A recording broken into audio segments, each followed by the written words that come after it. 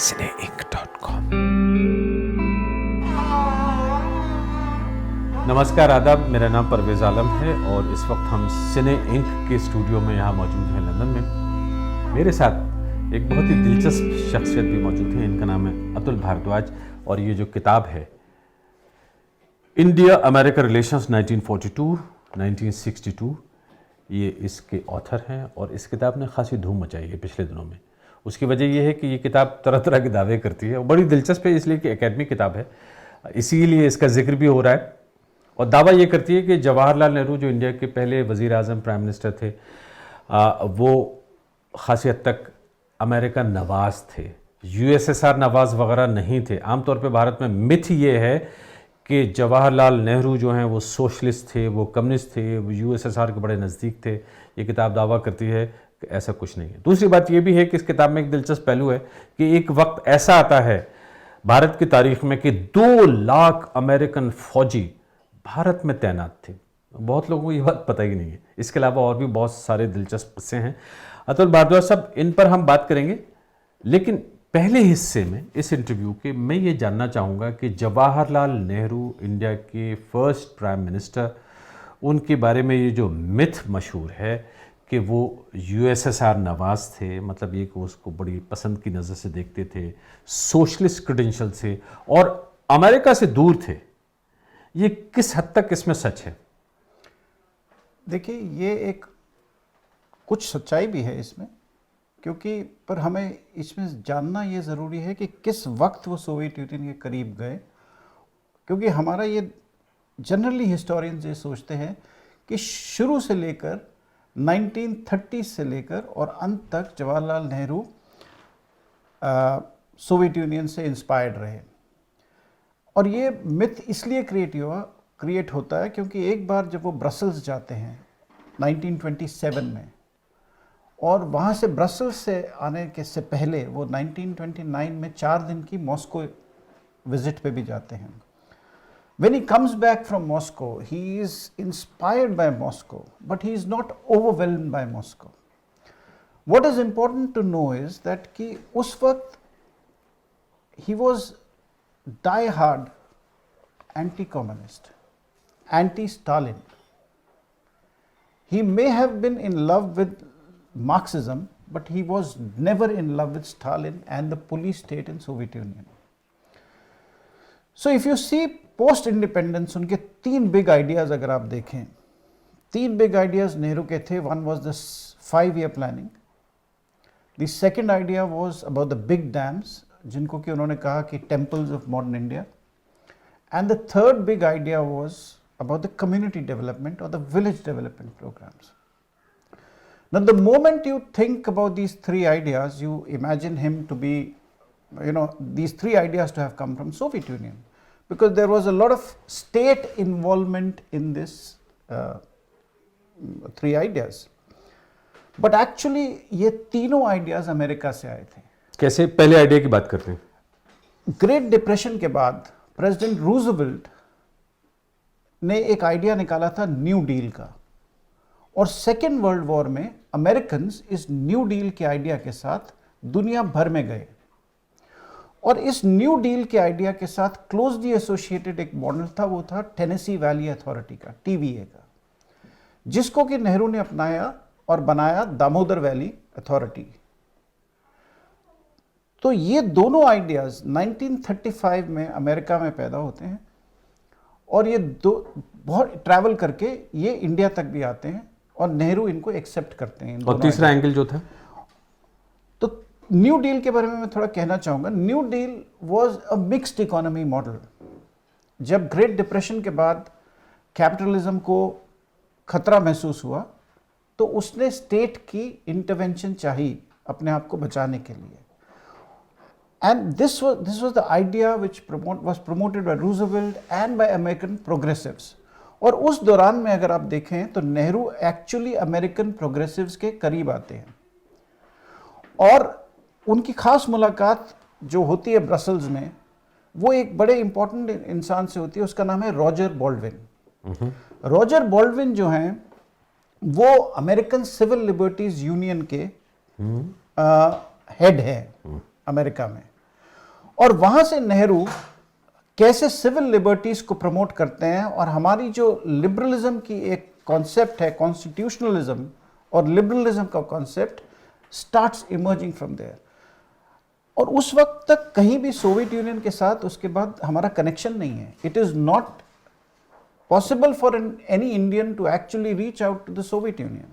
और जैसे आपने पहले ही एक बात कही थी कि ये जोसेफ स्टालिन जो हैं वो उस वक्त रूस में यूएसएसआर में प्रेसिडेंट थे, और उनके जाने के बाद में मेरा ख्याल से 1954 में वो जाते हैं, और उसके बाद में फिर 55 में, और फिर ख्रुश्चेव आते हैं, और वहाँ से फिर चीज़ें बदलनी शुरू हो जाती हैं। लेकिन ये कि जो नेहरू का शुरू का ज़माना है, हम उसकी बात करते हैं, और उसमें यह है कि वो जब कैबिनेट बनाते हैं तो क्या ये कह सकते हैं कि उसमें कुछ ऐसे ज़्यादा लोग थे जो यूएसएसआर की आइडियोलॉजी से नज़दीक थे, या कम्युनिज्म के नज़दीक थे, या फिर अमेरिका के किसी हद तक नज़दीक थे? देखिए, जो इंडियन लीडरशिप थी, पॉलिटिकल लीडरशिप, उसका सोवियत यूनियन के साथ कहीं पर भी वास्ता नहीं था। सोवियत यूनियन इंडिया की पॉलिटिकल कॉन्शियसनेस में बहुत देर से आने शुरू होता है, और जब तक स्टालिन रहे, Stalin was even opposed to India's independence. In the sense, it never recognized India's independence. Nehru was, at that time, the communists used to consider Nehru as a running dog of US imperialism. तो आप उस हद तक देखेंगे तो हमारा communism से बहुत बड़ा गैप था उस हद तक सोवियत यूनियन से। Soviet Union starts coming into India's political consciousness only after Stalin's death, और जब ख्रुश्चेव पावर में आते हैं। और जब ख्रुश्चेव पावर में आते हैं तो ये नहीं है कि केवल वो नेहरू के साथ ही संबंध बढ़ा रहे हैं, विद एंटायर वेस्ट। वो वेस्ट के साथ में जो थॉ है वो शुरू हो जाता है, और वो बेल्जियम भी के साथ भी एग्रीमेंट साइन करते हैं, इंग्लैंड के साथ। इनफैक्ट जब 1955 में जब ख्रुश्चेव इंडिया आते हैं, अर्ली 1956 में वो लंदन भी आते हैं, and you would be surprised to know that in 59 he also goes to America. मैंने सवाल आपसे किया था, जो इंडिया की पहली कैबिनेट बनती है, क्योंकि वहाँ से अंदाज़ा हो जाता है कि आप किस आइडियोलॉजी के साथ में अपने मुल्क को लेके चलना चाहते हैं, और ख़ास तौर पे जब आपकी पहली कैबिनेट हो जो जवाहरलाल नेहरू की, उसमें कहा जाता है कि कम्युनिस्ट आइडियोलॉजी वाले, जैसे कहते हैं ना सॉलिड, या यूएसएसआर की तरफ देखने वाले, तो शायद नहीं थे कोई भी बहुत ज़्यादा लोग। देखिए, उस टाइम हमारे इंडियन पॉलिटिकल क्लास में कम्युनिस्ट नाम की तो कोई चीज़ नहीं थी। जो इंडियन डोमिनेंट कांग्रेस पार्टी थी, जो कम्युनिस्ट पार्टी थी वो अलग थी उस वक्त। जो कुछ सोशलिस्ट थे वो थे कांग्रेस सोशलिस्ट पार्टी के। अगर मैं आपको बताऊं, ये कांग्रेस सोशलिस्ट पार्टी के जो लीडर थे उस वक्त जयप्रकाश नारायण थे, और जयप्रकाश नारायण बहुत हद तक इंस्पायर्ड थे अमेरिका से। मैं उसकी अमेरिका से आऊंगा। मैं समझ रहा हूँ। मैं ये कह रहा हूँ, मैंने आपकी किताब देखी। मेरे सवाल पे फिर से गौर करिए, तीसरी बार मैं आपसे पूछ रहा हूँ।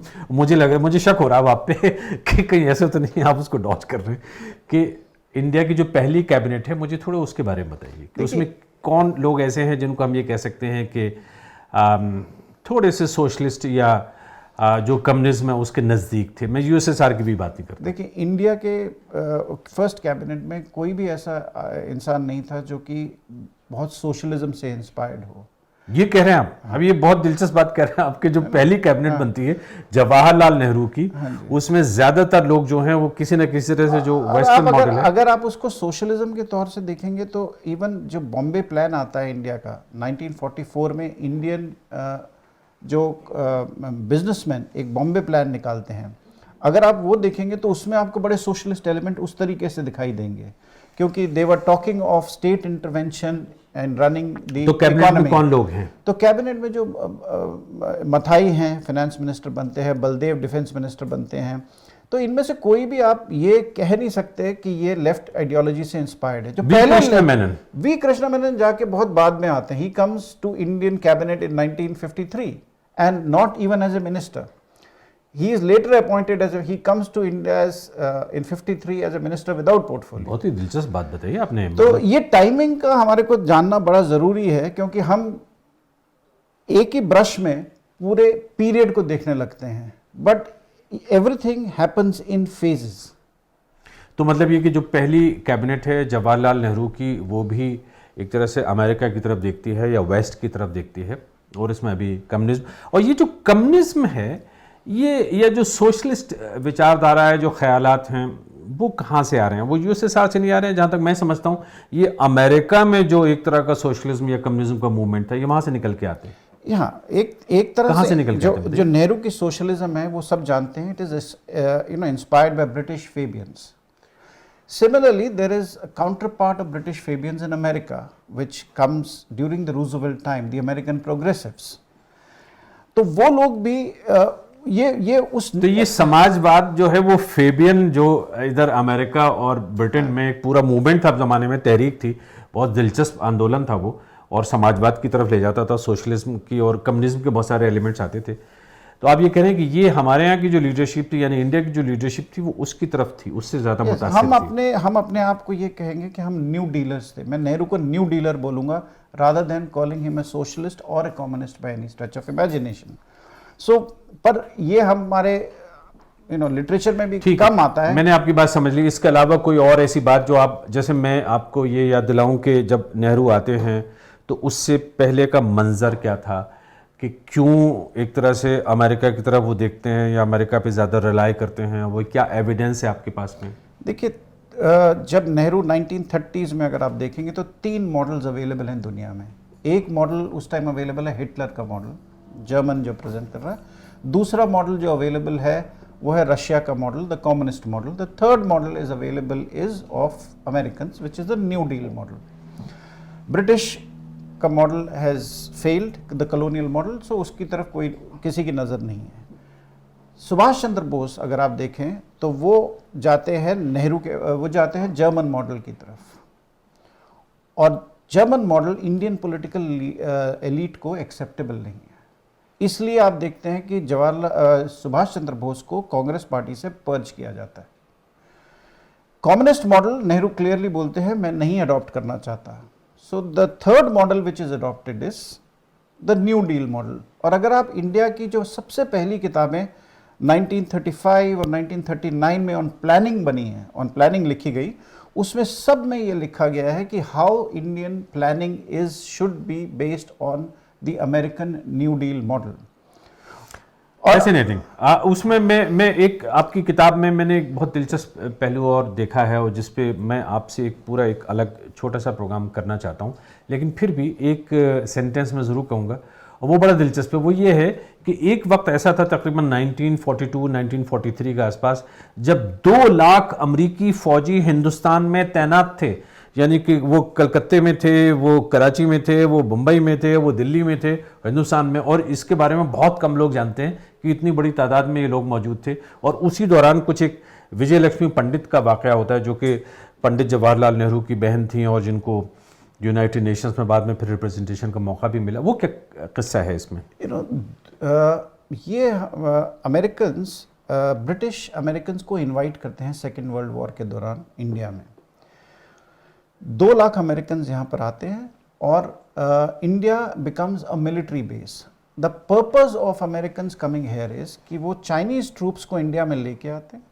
रामगढ़ एक जगह है बिहार के पास जहाँ चाइनीज ट्रूप को ट्रेन किया जाता है, और तकरीबन 1 लाख चीनी फौजी हैं. 1944 में तकरीबन 1 लाख चीनी फौज भी यहाँ है. तो भारत एक मेला बन जाता है, मिलिट्री मेला, सेकेंड वर्ल्ड वॉर के दौरान. यहाँ लड़ाई नहीं हो रही है, बट यहाँ पे सारी फॉरेन फोर्सेस प्रेजेंट हैं उस वक्त तक. कराची में, कलकत्ता में, दिल्ली के इंपीरियल होटल अगर आप देखेंगे, हिंदुस्तान बिल्डिंग कलकत्ता की देखेंगे, तो ये सारी जगह पर, और असम में जो मेजर ऑपरेशन बेस रहता है. फौज के बारे में अलग से प्रोग्राम करेंगे. तो मैं वापस आना चाहता हूँ कि वो जो है वो इम्पैक्ट क्या है अमेरिकन का इंडिया में होना, सीनियर अमेरिकन डिप्लोमेट्स का इंडिया में होना, और फिर उसी में ये जो विजय लक्ष्मी पंडित वाला वाक़या, वो क्या है? देखिए, जब अमेरिकन आते हैं तो वो अपना इंटेलिजेंस पैराफर्नेलिया भी लेके आते हैं. तो जो CIA की प्रीडिसेसर एजेंसी थी उसका नाम था OSS, office of the strategic services. उसका पहला इंटरेस्टिंग में उसकी पहला ऑफिस जो बनता है इंडिया में 1944 में, वो बनता है 24 फिरोजशाह रोड पर, 24 फिरोजशाह मार्ग. हाँ, उस पे उसका ऑफिस बनता है. और इंटरेस्टिंगली उसके बाहर वो ये नहीं लगाते OSS, उसके बाहर लिखा होता है डेंटिस्ट। डेंटिस्ट। यस। सो तो मतलब जैसे कहते हैं CIA अपनी हरकतों से, मतलब एक तरह से CIA तो बाद में बनता है, लेकिन ये कि वहां से शुरुआत हो गई। तो वहां से शुरुआत होती है, and they play very active role in courting the Indian political leadership at that stage. अब होता यह है कि विजय लक्ष्मी पंडित के हस्बैंड की डेथ हो जाती है 1944 में प्रिजन में। ब्रिटिश उनका पासपोर्ट कन्फिस्केट कर लेती। उनकी दोनों डॉटर्स उस टाइम अमेरिका में पढ़ रही हैं, वेल्सले कॉलेज में, और वहां से अब इनको वहां जाना है, उस वक्त अमेरिका जाना है। तब ये अमेरिकन और इनका पासपोर्ट जो है वो जब्त कर लिया है अंग्रेजों ने।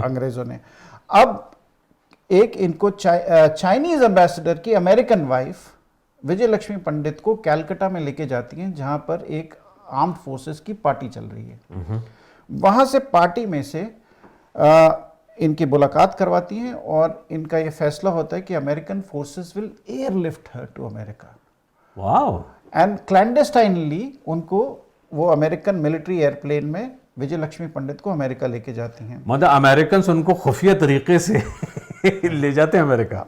Eight a larger level I have mention कि ब्रिटिश इंटेलिजेंस और अमेरिकन इंटेलिजेंस में कुछ कोलैबोरेशन था, understanding. At the ground level they may have been at loggerheads, but they were collaborating at a larger level. और ये भी मुमकिन है कि दिखाने के लिए कहा है, हमने देखिए इनका पासपोर्ट कन्फिस्केट कर रखा है, लेकिन साथ ही साथ ये भी है कि बिकॉज उस वक्त ये था, एक चीज बड़ी इंपॉर्टेंट थी, both American and British realised that if the British have to leave India they must leave gracefully.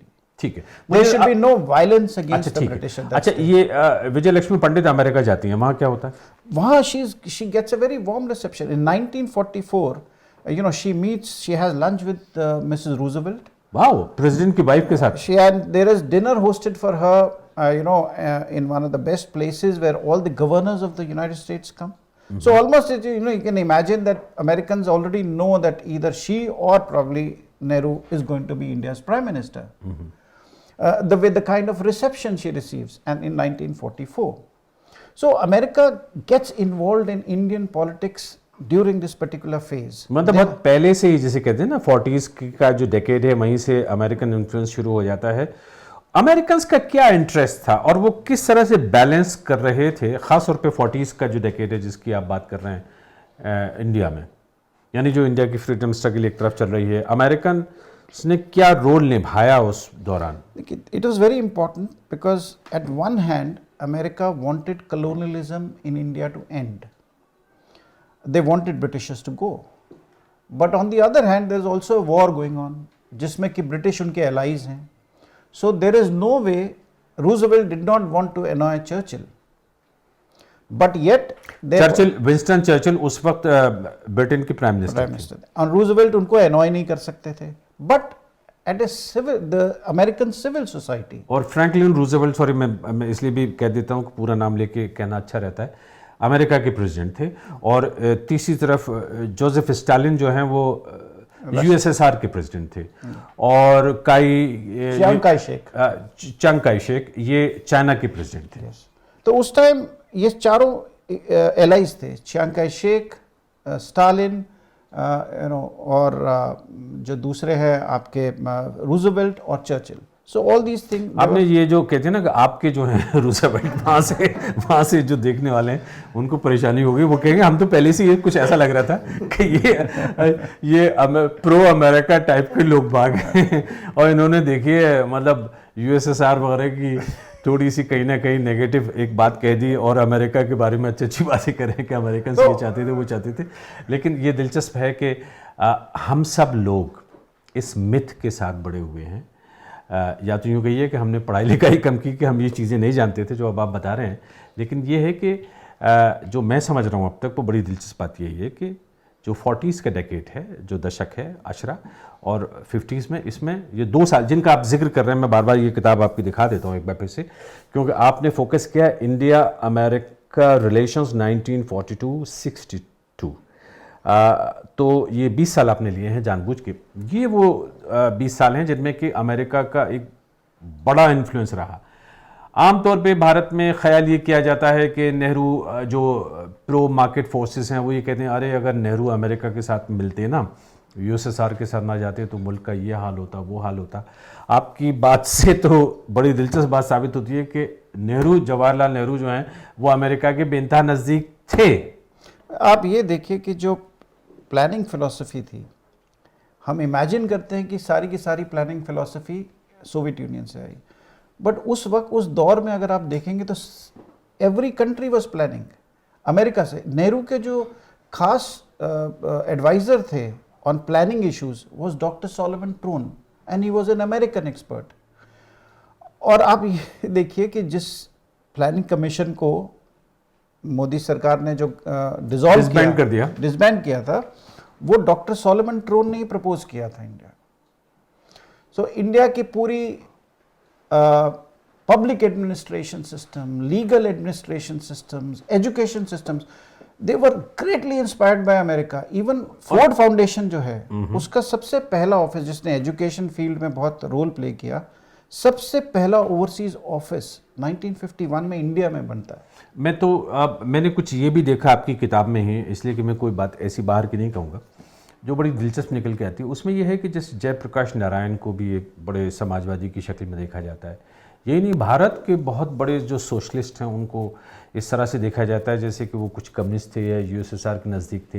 लेकिन अतुल भारद्वाज, आपकी किताब में एक एविडेंस निकल के आता है कि दरअसल ये लोग बहुत ज़्यादा डिपेंडेंट थे अमेरिका पे, और न सिर्फ डिपेंडेंट थे बल्कि किसी हद तक फाइनेंशियल जो एड है, इनको जो पैसा मिलता है वो भी अमेरिका से मिलता था, जिसमें जयप्रकाश नारायण का जिक्र आता है। जयप्रकाश नारायण एक इतना बड़ा नाम है, इतना मोतबर, इतने बड़े शख्सियत हैं कि अगर उनके बारे में कुछ भी कहूँ तो लोग कहेंगे कि साहब एक आइकॉन है, आप उसको कहीं ठेस तो नहीं पहुँचा रहे। लेकिन थोड़ा सा यहाँ रोशनी डाल दीजिए कि जयप्रकाश नारायण किस हद तक अमेरिका नवाज थे, यानी अमेरिका समर्थक थे। देखिए, जयप्रकाश नारायण 1920s में अमेरिका में पढ़ाई करके आते हैं। वहाँ उनकी मुलाकात अमेरिकन कम्युनिस्ट से होती है, एंड उनमें एक बहुत ख़ास नाम आता है जे लवस्टोन का।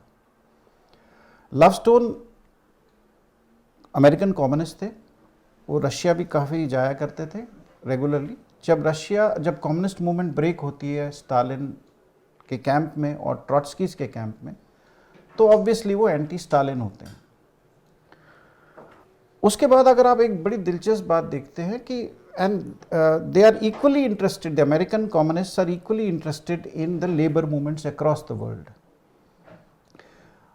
1941 में इंडिया में एक बोल्शेविक लेनिनिस्ट पार्टी बनती है, और ये party American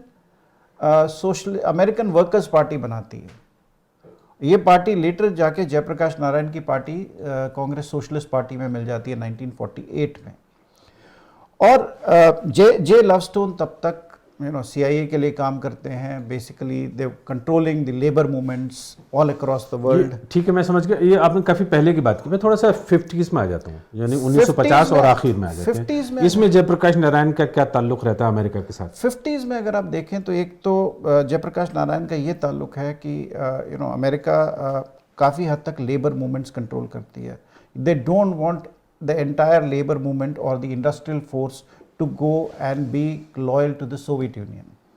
So there is an element of socialist element जो कि लेबर मूवमेंट्स को कंट्रोल करता है, और उसमें जयप्रकाश नारायण बहुत बड़ा रोल प्ले करते हैं, जो कि एंटी सोवियत है बेसिकली। और नंबर 2 उसमें यह आता है कि जब तिब्बत का मामला आता है तो जयप्रकाश नारायण अगर आप देखते हैं वहाँ पर कि he is the linchpin in India of the Tibet movement. और स्पेशली जब दलाई लामा यहाँ आते हैं, वो किस तरीके से एक पब्लिक ओपिनियन बनाते हैं, which is and he is closely connected to the American organisations which are working for Tibet and which is working for Tibet's freedom. American establishment जो है, मैं ये समझ रहा हूँ, जो कहा भी जाता है और आपकी किताब में है इस तरह का कुछ एविडेंस, कि तिब्बत का जो मूवमेंट है उसके पीछे था। दलाई लामा को भारत लाने में भी था, उनको यहाँ इस्टेब्लिश करने में भी अमेरिकन इस्टेब्लिशमेंट का हाथ था, इसलिए कि वो चाइना से दूर करना चाहते थे। ठीक है, यहाँ तक ठीक है। और जयप्रकाश नारायण ने एक बहुत ही अहम रोल निभाया उसमें, अमेरिका की मदद करने के लिए, और किसी हद तक ये भी कह सकते हैं कि दलाई लामा की मदद करने के लिए। हाँ, देखिए, एक इंडिया में जैसे ही माओ से तुंग जब पावर में आता है और 1949 में वो तिब्बत का इन्वेजन करता है, उस वक्त आप देखते हैं इंडिया में एक साथ में एक तिब्बत लॉबी खड़ी होती है और जयप्रकाश नारायण इस तिब्बत लॉबी के हेड बनते हैं। उसमें आप देखेंगे ज़्यादातर राइट विंग के लोग और इंडियन सोशलिस्ट जो थे, उसमें आप आचार्य कृपलानी ले लीजिए, नरेंद्र देव ले लीजिए, उसमें आप जयप्रकाश नारायण ले लीजिए, लोहिया ले लीजिए, ये सारे लोग मिल के एक तिब्बत लॉबी और नेहरू की फॉरेन पॉलिसी के अगेंस्ट एक फ्रंट खड़ा होता है जो कि तिब्बत के ऊपर है ना। उस वक्त आप अगर देखेंगे बड़ा इंटरेस्टिंग है, हमारे देश में ये जनरली कहते हैं कि नेहरू ने चीन को बड़ी जल्दी से रिकग्निशन दे दी, एंड ये एक धारणा बनी हुई है as if Nehru was the only one in the world who gave recognition to China so early.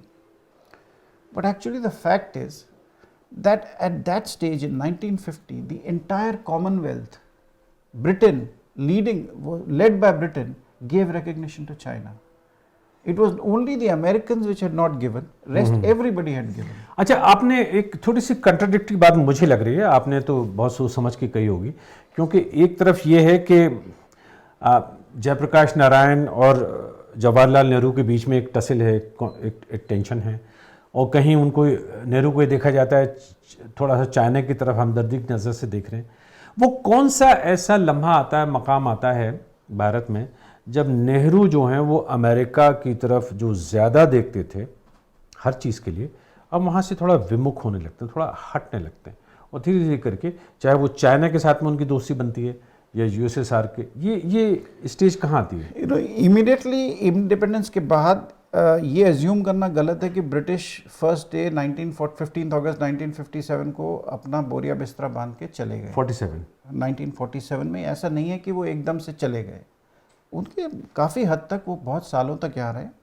और अमेरिका उस दौरान में जब 1947 से लेके फिर कोरियन वॉर में बिजी था, वो जापान में बिजी था, वो ईरान में बिजी था, तो उसके लिए इंडिया के लिए इतना वक्त नहीं था। तब Britain was mentoring India till about 55-56। तो आप देखेंगे नेहरू की काफ़ी हद तक जो पॉलिसीज़ हैं वो are in conformity with what the Britain is doing on China issues, specially because Britain China के साथ अच्छे संबंध बनाया हुआ है उस वक्त, बिकॉज उसके लिए Hong Kong is more important, it's territories in China are more important. So the West has not absolutely closed all its doors to China at that stage. So these nuances are difficult, are very मैं समझ सकता हूँ, लेकिन ये क्या कह सकते हैं कि 50s के आखिर में और 60s के शुरू में the break happens after the Suez crisis in 1956. Suez crisis के बाद India supports American position on Suez crisis, which is against the French and the British positions. और उसके बाद से आप देखेंगे तिब्बत में अमेरिकन इन्वॉल्वमेंट ज़्यादा बढ़ती है और इंडिया और अमेरिका के रिलेशंस में a new chapter begins in 1957. वो क्या है? It's a golden period in 1957 when America gives tremendous loan to India, when the strategic relationship between the two starts to build, and on Tibet issue they start seeing eye to eye, and एक नया दौर शुरू होता है जो कि ख़त्म होता है, जो कैनेडी के दौर में और भी खिलता है। Finally it ends after the 62 war, और जब जॉनसन प्रेसिडेंट बनते हैं अमेरिका के, तो धीरे धीरे वो दूरी बढ़ने लगती है। 1962 में चाइना के साथ में जो भारत का युद्ध होता है, लड़ाई होती है, उसके बाद में आप ये कह रहे हैं कि वो चीज़ें बदलने लगती हैं, अमेरिका के साथ में रिश्ते भी बदलने लगते हैं। लेकिन बहुत ही दिलचस्प बातें आपसे जो मुझे सुनने को मिली हैं, एक बार फिर से मुझे बस ज़रा सा आखिर में चलते चलते इतना ज़रूर बता दीजिए कि आपको आमतौर पे थोड़ा सा लेफ्ट ऑफ द सेंटर समझा जाता है आपकी जब एनालिसिस निकल के आती है। तो जब ये किताब आपने कही कि इंडिया अमेरिका रिलेशंस 1942 1962, और उसमें भी आपने बड़ी दिलचस्प ये बात निकाली कि साहब जवाहरलाल नेहरू अमेरिका के बेइंतहा नज़दीक थे, और तसव्वुर ख्याल ये किया जाता है कि वो तो अमेरिका के खिलाफ थे। इस सब के पीछे कोई एक ऐसा एंगल है जो मैं देख नहीं पा रहा। देखिए मतलब ये आपसे सुनने को बातें मिल रही हैं। देखिए एंगल आपका जो मैंने पहले काम सुना है और देखा है, उसमें खासी हद तक आप अमेरिका को क्रिटिसाइज भी करते हैं, आलोचना भी करते हैं, किसी हद तक लेफ्ट के साथ में भी जाते हैं, किसी हद तक आप चाइना के साथ में भी जाते हैं। देखिए जाना और ना जाना एक एकेडमिक के लिए, you have to analyse the whole thing and this is a historical work. और ये कहना कि नेहरू अमेरिका के साथ गए, he was inspired by American model. Nehru was inspired, like any communist leader would be inspired by a Soviet model or by a Chinese model. It's just that Nehru had no other option ठीक at है, that बस time आखिर but में to be inspired. बस मेरे पास 1 minute और है तकरीबन। इसमें मैं ये चाहता हूँ, मुझे ज़रूर आप इसके बारे में बता दें। एक साथ में ये भी ख्याल किया जाता है कि जवाहरलाल नेहरू, ये भारत में बहुत कंट्रोवर्सी चली है कि जवाहरलाल नेहरू के सामने ऑप्शन था कि सिक्योरिटी काउंसिल की सीट ऑफर की थी अमेरिका ने, लेकिन ये कि जवाहरलाल नेहरू ने ना कर दिया। इसके पीछे सच क्या है, क्योंकि आपने तो ये सारा काम किया हुआ है। देखिए 1950 में अमेरिका एक ऑफर देता है of UN security council seat. उस टाइम के आपको माहौल देखने की बात है, उस time America is not ready to accept Maoist China into the UN security council in the United Nations itself. The offer comes at that time, and you must see that time the India-America relations are at the worst because वो wheat का problem चल रहा है। India America से wheat मांग रहा है और अमेरिका उसको कुछ wheat देने से गेहूं नहीं दे रहा है, और गेहूं खराब गेहूं दे रहा है, महंगी गेहूं दे रहा है। तो उसके ऊपर इंडिया और अमेरिका के रिलेशन बहुत खराब है जिस टाइम ये आता है। तो why America is doing, it is important to understand why America is giving, because उस time America is trying to put pressure on China. Basically it is not interested। उस time देखें अगर, मतलब आप ये कह रहे हैं कि अमेरिका की नीयत बिल्कुल नहीं थी वो सीट ऑफर करने की, वो और नेहरू ने इस बात को रियलाइज कर लिया। वो एक गेम देखिए, जैसे ही ट्रूमैन ये बात कहते हैं कि एक यूएन सिक्योरिटी काउंसिल में, उस टाइम हैरी ट्रूमैन जो रूजवेल्ट के बाद में प्राइम मिनिस्टर, वो प्रेसिडेंट बनते हैं अमेरिका के, तो वो एक जर्नलिस्ट को बुलाते हैं अपने पास और कहते हैं कि कैसे इस चीज़ को ज़्यादा पब्लिसिटी दो। Basically he wants to signal to China, and he is not interested in giving the seat to India, but he wants to signal to China that look, if you don't behave yourself then you may lose this seat. Nehru understands this. Nehru is a very sharp politician and a sharp statesman. तो आप ये कह रहे हैं कि वो China पे एक दबाव डालने के लिए और चाइना को एक सबक सिखाने के लिए वो सीट ऑफर की, लेकिन असल मायने में वो ऑफर नहीं की। और ये देखिए उस time there is no way America, जो लिबरल इंटरनेशनल ऑर्डर अमेरिका उस टाइम एस्टैब्लिश कर रहा है, यूनाइटेड नेशंस उसका एक लिंचपिन है उस लिबरल ऑर्डर का। America is not interested in destroying that United Nations, it is interested in strengthening it. तो वो इंडिया को सीट देके और चाइना को निकाल के, it is not ready to cause disruptions. तो वो मतलब ये कि उस ऑफर में दम नहीं था। उस ऑफर में दम नहीं था। नेहरू समझते थे कि उस ऑफर में दम नहीं है, और अगर मैं इस बेट की तरफ जाता हूं तो मेरे अपना ही मेरे को मुंह की खानी पड़ेगी। तो he was a smart politician, I would say. Atul Bhardwaj, मुझे आपकी किताब में जो दूसरा सबसे दिलचस्प पहलू लगता है वो है 2 लाख अमेरिकन की भारत में मौजूदगी। ये लोग वहाँ फिल्में देख रहे हैं, ये फिल्में लेके आ रहे हैं, सत्यजीत रे भी उन फिल्मों को देखते हैं। साथ ही साथ इनकी अय्याशी के लिए तरह तरह का सामान इकट्ठा किया जाता है, जिसमें लड़कियां भी इनको फराहम की जाती हैं, जिसमें इनके लिए बेहतरीन खाने आते हैं। ये वही ज़माना है 1943 का, जबकि बंगाल फैमीन होता है वगैरह वगैरह। ये सारी दिलचस्प कहानियाँ हैं। इस पर मैं आपसे अलग से बात करूँगा एक अलग पार्ट में, लेकिन इस वक्त इस बातचीत के लिए बेइंतहा शुक्रिया। Thank you so much. cineinc.com